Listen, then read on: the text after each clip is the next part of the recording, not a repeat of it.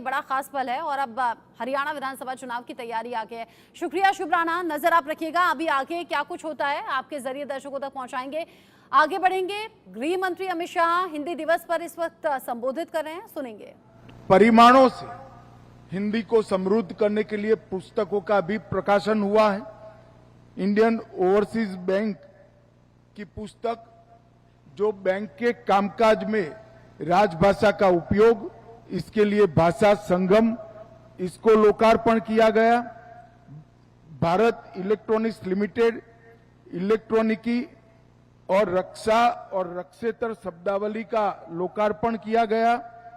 हिंदी कहावत कोष, मेरा सभी हिंदी प्रेमियों के आग्रह है, मैंने पुस्तक पढ़ा है, अंशुली जी ने मुझे 5 दिन पहले दिया था। डॉक्टर शरद अग्रवाल के पुस्तक को अगर आप पढ़ लेंगे तो बोलचाल की हिंदी भाषा बहुत समृद्ध हो जाएगी।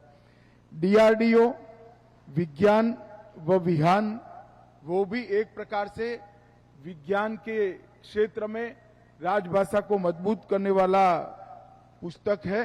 राजभाषा की सेवा करने वाले ढेर सारे लोगों को राजभाषा कीर्ति और राजभाषा गौरव पुरस्कार भी दिया गया। मैं सभी को बहुत बहुत बधाई और शुभकामनाएं देना चाहता हूं। भाइयों बहनों, मैं लंबा बोलना नहीं चाहता, मैं आपका मूड देख रहा हूं, परंतु मैं एक बात पर जरूर कहना चाहता हूं। जब मुगलों का शासन लंबे समय तक चला, तब इसके खिलाफ देश के अलग अलग हिस्सों में स्वाभाविक रूप से स्वराज के लिए लड़ाई शुरू हुई।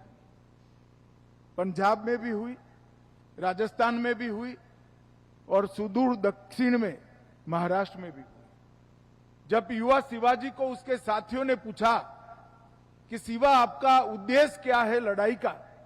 हमारे पास ना संसाधन है, ना साधन है, ना सेना है, ना हथियार है, इतने बड़े साम्राज्य के सामने किस उद्देश्य से लड़ना है?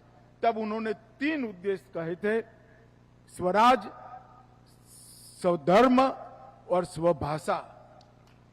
स्वराज, स्वधर्म और स्वभाषा, ये तीनों को जो समाहित नहीं करता, अपने आने वाली पीढ़ियों को गुलामी से मुक्त नहीं करता।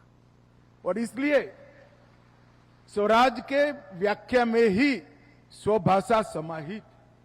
जो देश, जो प्रजा अपनी भाषाओं की रक्षा नहीं कर सकती, वो अपने इतिहास से भी कटती है, अपने साहित्य से भी कटती है, अपने संस्कार से भी कटती है और आने वाली पीढ़ियां गुलामी की मानसिकता के साथ आगे बढ़ती है।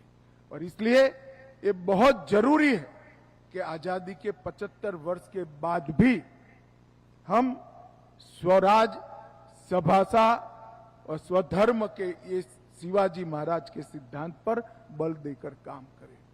और मित्रों, इसीलिए मोदी जी ने नई शिक्षा नीति में प्राथमिक शिक्षा पर बल देने का काम किया है। और प्राथमिक शिक्षा अपनी भाषा में, बच्चे की मातृभाषा में हो, ये बहुत जरूरी समझा गया है। हिंदी दिवस पर गृह मंत्री अमित शाह को आप सुन रहे थे। एक छोटा सा ब्रेक ले रहे हैं, लौटेंगे।